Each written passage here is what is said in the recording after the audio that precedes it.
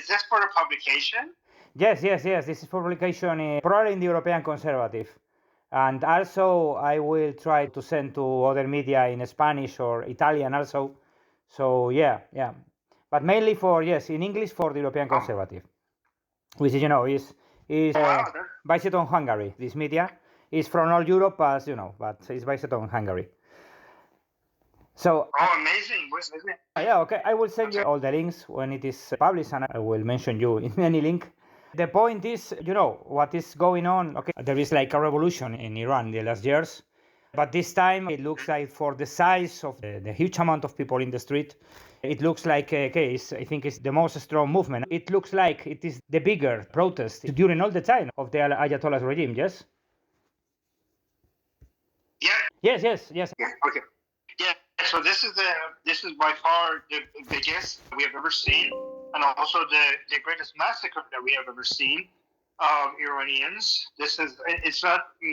And when Prince Reza Pahlavi gave the call to action for Iranian people to come into the streets, the reaction of the Iranian people was bigger than even the most optimistic one of us could imagine. Okay.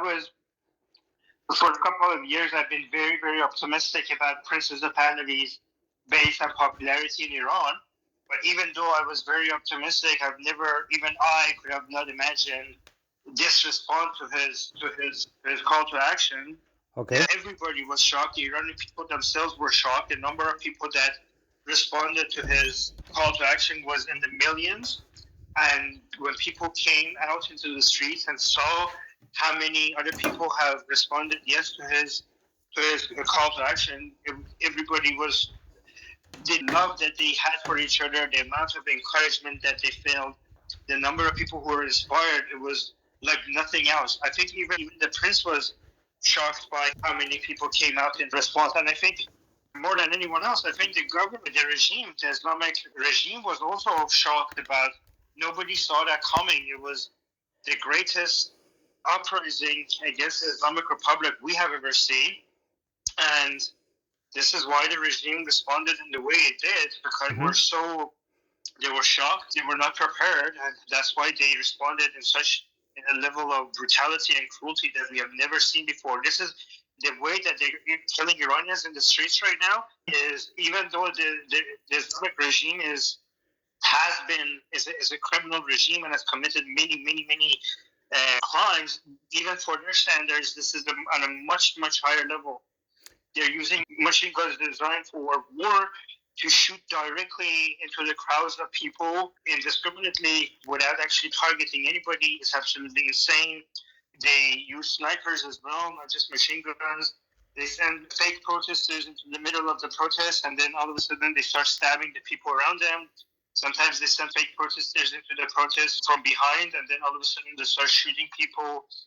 It is crazy, but it's also the level of solidarity and support the Iranian people have for each other. That is also extraordinary. From the first few hours, people start showing up with backpacks, with water bottles in them, with napkins, with other first aid and other resources for other people. There was so much support for each other. There also, I got so many messages from inside Iran. We were receiving, like for example, one story where the old people were standing in the front and the young people were trying to tell them to go back, and they were saying no, because you guys need to stay alive in Iran. So that's why the older people wanted to be at the front line, so that if they die first, so that the young people will be spared. There were so many messages, like for example, there was a husband and wife that passed. They were in the protest, and they passed the dead body killed by the regime, murdered by the regime, where the wife told the husband that if I get shot, make sure you run away, because I don't want our daughter to be an orphan. But they were talking about it as if they're talking about something so casual. There are so many people that just witnessed somebody. Everybody in Iran right now knows somebody that was killed. Okay. That's how many they killed, and everybody knows somebody that was killed by the regime. The numbers are so high, and I think the numbers are going to be so much higher than what is being reported right now, because the level of brutality is unheard of. This is the greatest massacre in our modern history. Yeah. I mean, I don't think they have a name for what the regime is doing right now to the people, because they call it a human rights violation, but it's a human rights violation is when you do something like this with the civilians of another country. Yeah, I don't think they have a name for when you're supposed to be governing your own people, like we're supposed to be the governor of the people in your country. I don't know what they call it when you do that to the people that you're supposed to be governing. This is on a different level. Probably not. More people are not. I'm sorry. No. What you say is true. I don't know if there is a name for that, because it's true that the scale looks incredible. It's like this is something like a medieval thing, something of the Genghis Khan time. It's crazy, yeah. It's crazy with this kind of massacre. Yes, true. But we didn't have anything like this in the medieval time in our history. Like we had massacres like this happening by the Mongols or the Arab invasion, but we never had anything like this happening for the people who were supposed to be governing over you. So for us, this hasn't happened even in our dark ages. This is new for our history. I don't even know why. Like many people are not talking about if anything like this was happening in Gaza. It would have been getting so much more attention than this. But I guess because there's no Jews involved, it's not getting the attention that it's deserved. But I think, and this is why I'm so grateful that you are actually covering this, because not enough people, I think that once it comes out of a massacre, I think for decades, the people who ignored this or were trying to excuse it will be shamed for decades to come. Yeah, I agree. I'm going to ask you about this, because when I told you what is going on in Spain, you think I am crazy, but Spain is quite a curious country. For example, you see the position of our government. Our government was congratulated by Hamas, by Hezbollah, by the Taliban. So you can see and we are a democracy, it's crazy. Going back to the revolution, you think it's needed, it's possible the triumph of this revolution? Because we are seeing this kind of level of repression. Is possible this without external support, with a foreign involvement in this? So here's the thing: this revolution will become various with or without foreign help. Okay. But we need foreign help to reduce the cost that we're paying for this.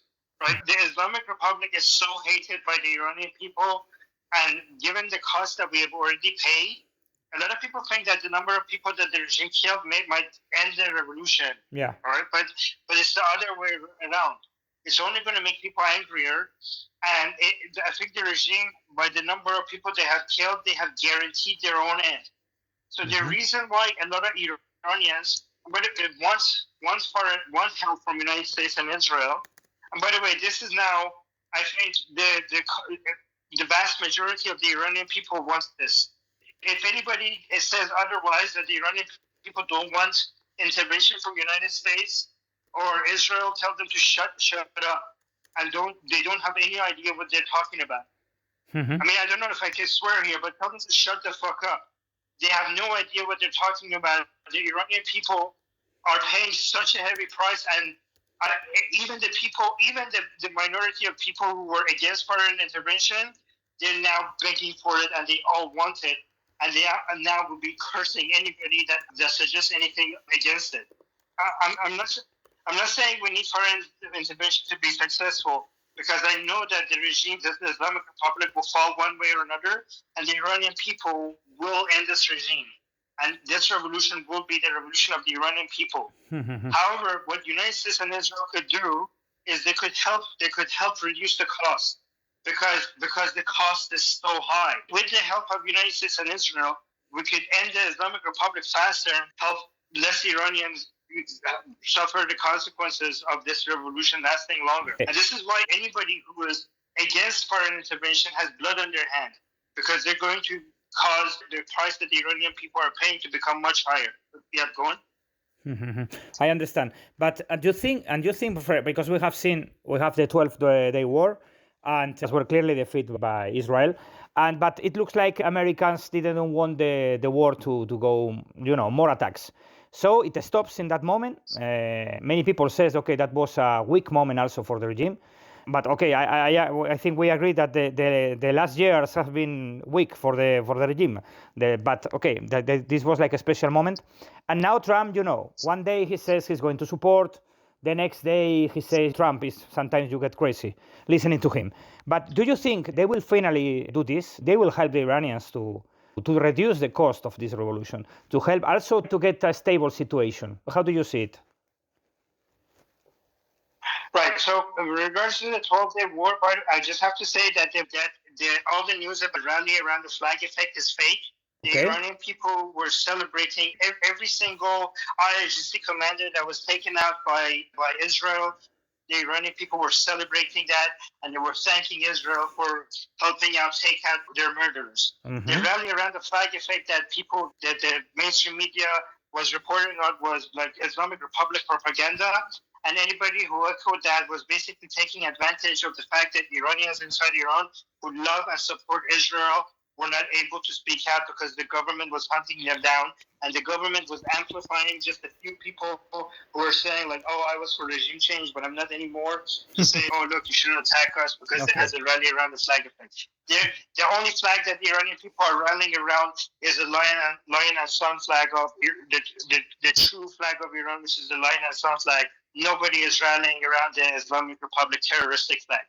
That's about the 12-day war.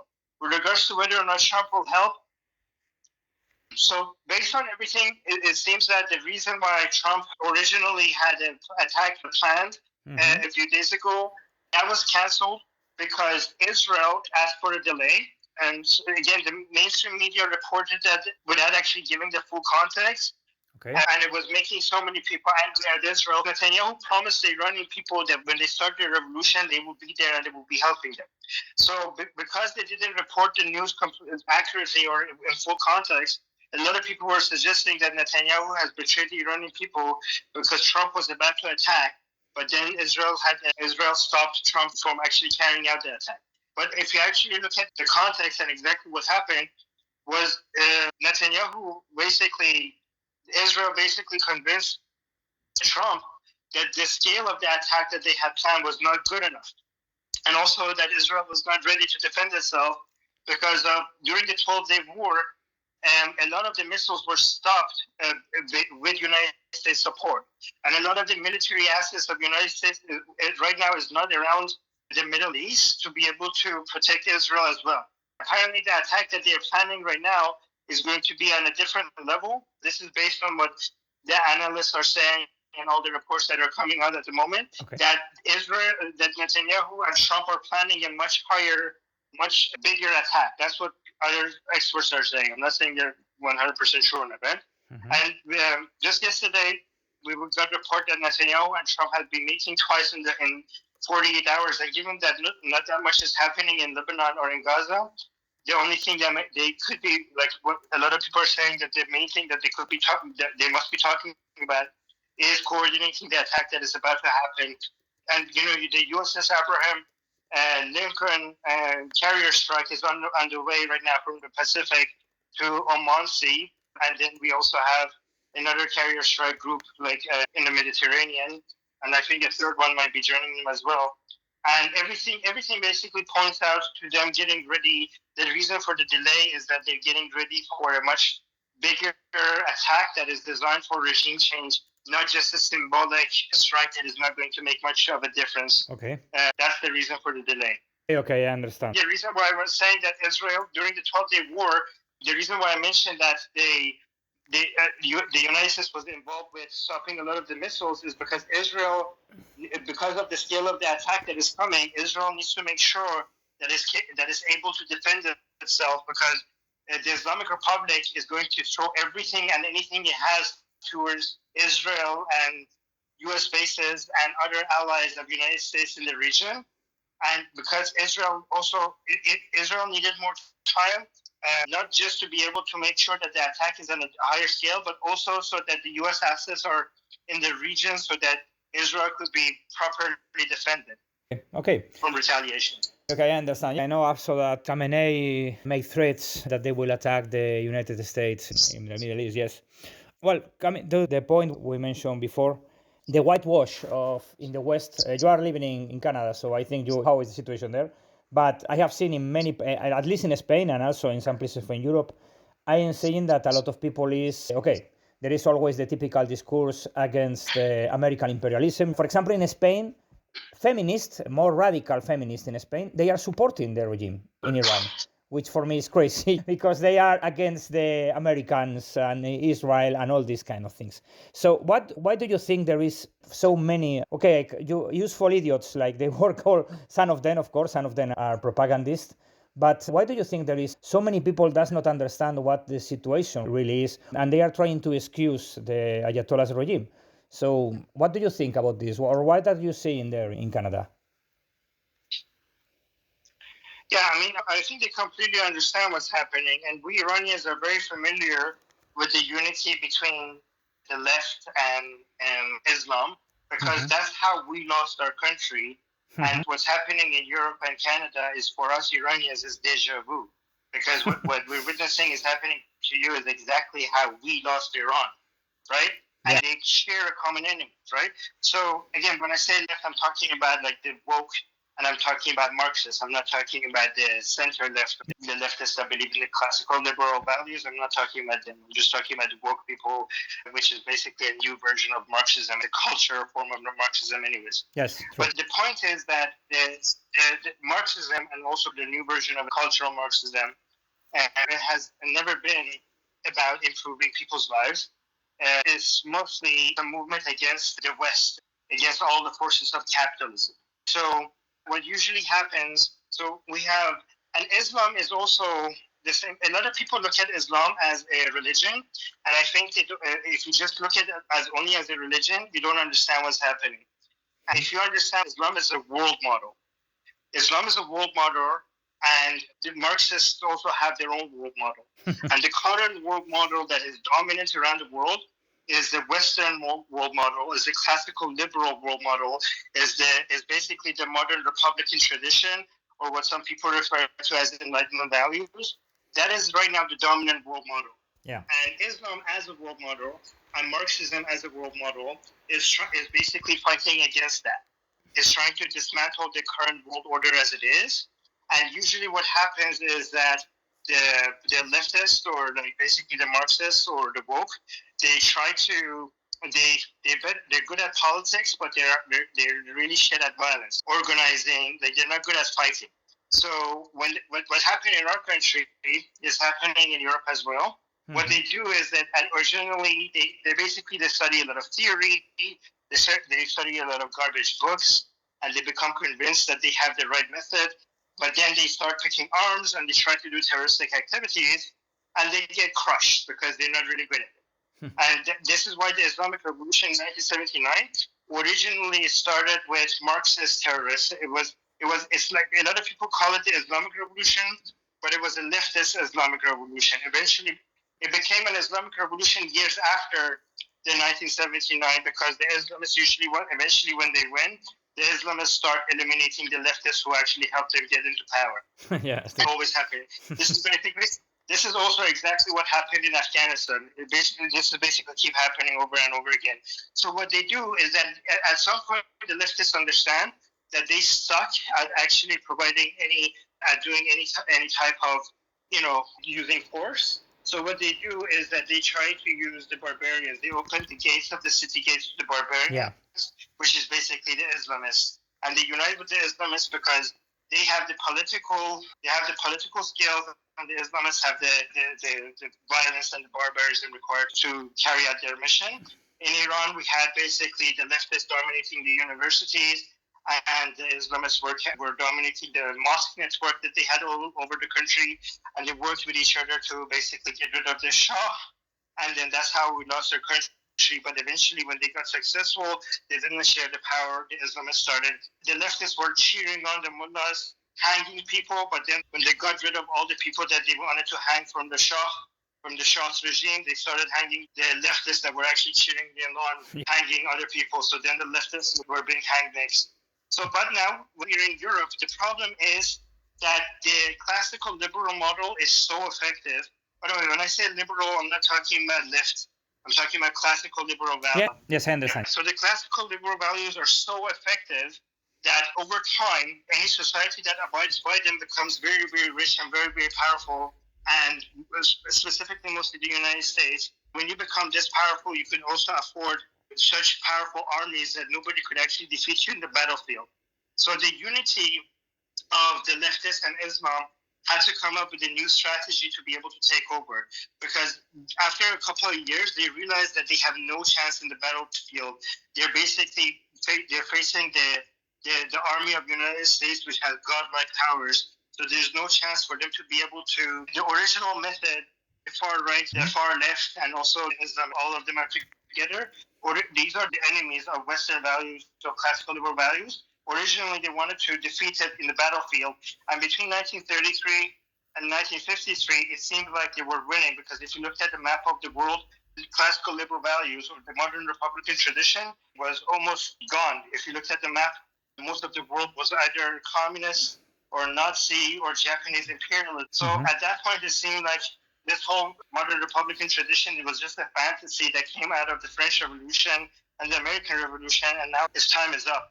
We saw that the Western values, the Enlightenment values, had a comeback, and they came back with a vengeance. And now they're after World War I, they became the dominant model in the West, and after World War II, they became the dominant model around the world. And basically, communism, Nazism, and Islamism, even in Islamic countries, we don't have Islamists in power. We have people like the Muslim Brotherhood, for example, doesn't govern, right, anywhere. Yeah. It's all based on parliaments. So it's all based on the Western model. Even sometimes it's a show, but it's still based on that model. But now that neither the Nazis nor the communists or the Islamists were defeated with Ataturk, with the fall of the Ottoman Empire, the Islamists are not. There's no caliph anywhere in the world anymore right now. We just have the Islamic Republic. But the way for them to come and make a comeback is not through winning in the battlefield, because there is no way to defeat the West with this much power. The only way is for them to take advantage of two things: of the Western tolerance and the Western democratic model. So the new method of invasion is, instead of using your army to come take away your borders, is to immigrate to your countries, to the countries that have these values, and use their tolerance, basically use the tolerance of these Western countries to just immigrate to them, and use the democratic, once you change the demography of the country enough for you to be a major voting bloc, use the very democratic principles that made these countries great to basically come invade you from within, right in your capitals. So instead of biting at your borders and expanding their dominion, they come and bite at your parliaments, of your seats in your senates or Congress or parliaments. So they just want to, instead of trying to defeat your army, they will just change your demographic. Yeah. They will get elected into your House of Parliament or Senate, and they will just command over your armies, at least like 10%, 20%, 5%, whatever it takes. Why would you defeat an army that eventually you actually be able to have some command over it yourself? So this is the new model. Given that you cannot defeat them in the battlefield, you just migrate to those countries, and then you just take political power from within. So this is the new model of invasion. This is why it's not an exaggeration to say that your countries are being invaded. It's just a new model of invasion. And just like before, the leftists are the traitors from within, or opening the gates of your city to the barbarians at the gate. True. My last question, you mentioned it at the beginning, but also you say that many people were shocked about the support for the prince, yes, for Reza Pahlavi, and he can unite Iran. He is the only man that can do this. There is another option. How do you see it? There's absolutely no other option. There's not a single person that the Iranian people are calling for. He's like, there's not a single other person that the Iranian people are chanting his name in the streets, writing his names on the wall. They're not just chanting his name, they're dying for him. They're gifting their lives to see him back. The Iranian people who are going into the streets, they're going willingly, knowing that they might be the next person that is going to be shot, shouting Pahlavi will return, shouting that this is the final battle, Pahlavi will return. So it's not just that he has the most support. People are literally dying for having him back. Yeah. So there's not only there's no competition, so-called competitions people sometimes mention have actually been part of basically our fake opposition that the regime itself is trying to introduce as the opposition to basically try to take attention away from Pahlavi. By the way, this has never worked, and now with the number of people in Iran shouting Prince Reza Pahlavi's name, that plan by the Islamic Republic has completely been destroyed. But the Islamic Republic has multiple times tried to create opposition leaders against itself just so that it could basically remove the popularity and the authority of Prince Reza Pahlavi himself. In fact, even the regime even arrests people that it is trying to sell as the opposition leader just to improve their resume by giving them prison sentences, right? Yeah. People like Nargis Mohammadi or Tarana Ali Dusti or David Hajzadeh, these are the fake opposition that the Islamic Republic is trying to use as a way to move towards the Third Republic, which is the Third Republic of the Islamic Republic, the First Republic being Khomeini, the Second Republic being Khamenei. Iranians are very politically aware that the regime is trying to move towards the Third Republic in a way that seems like a transition has been happening to a new government that the world can live with, but it's basically the same anti-imperialist, anti-Zionist Islamic Republic, just with a new brand and a new color. Yeah. But the Iranian people, the reason why they shout the Pahlavi name is because they trust that only by calling his name, they know that the regime is not trying to find a way to sneak its way through another way by pretending that the reforms have been happening. This is why the Iranian people say that there's a sea of blood between us and you, meaning that the amount of blood that you have spilled means that there's no reform, there's no middle way, and there's nothing. We are so different from you. The sea of blood that you have created by killing us means that we are so different from you that there's only one way to treat you, is by destroying you. There's no negotiations, there's no appeasements, there's nothing. We have nothing to say for you. We're only here to destroy you. And the only way that we know that you have been fully destroyed is by Pahlavi coming back to Iran. This is why it's very, very important for everyone to understand that the Iranian people are not fighting just to end the Islamic Republic. The Iranian people are fighting for the return of Pahlavi. Yeah.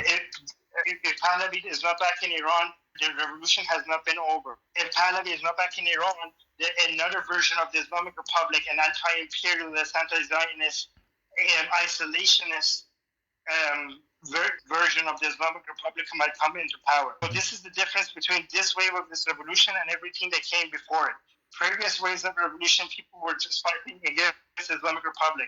But this wave of the revolution, people are not just fighting against something, they're also fighting for something.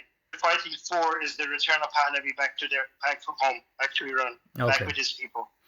Okay. Well, thank you, Armin. Yes, very, very. I think it's very, very, very interesting. Very, very good to show your points, and I agree with you. I think it's the only way out, and that yes, there can be no appeasement. It's impossible. There is no way to go back. This is totally true. Well, yes, I will prepare this. Just if you can send me 1 or 2 photos, I have to send a photo to go with the interview, or anything else you may add, or it's okay. No, that's okay. Is it okay if I have the recording? Is that okay if you send it? If I send you, yes, and I can send you if you want, of course, yes. Okay. Thank you.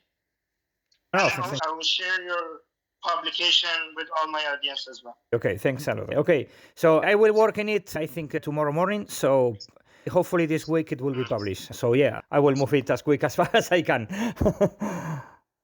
Yes. If I play the audio of our conversation to our audience on air, is that okay? Yes, for me, no problem. For yeah.